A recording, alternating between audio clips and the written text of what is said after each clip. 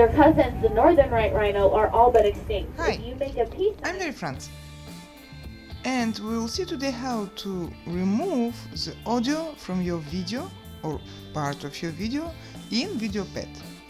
This is our project, VideoPad project. Let's drag and drop our video into timeline and let's see. shot.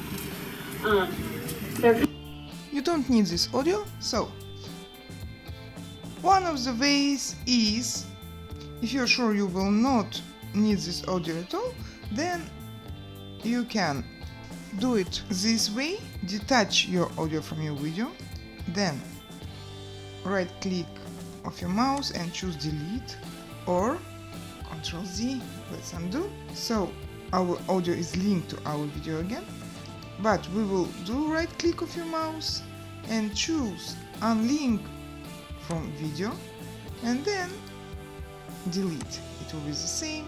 So we deleted our audio, or if you needed to delete the part of your audio from some part of your video, let's undo, Ctrl Z.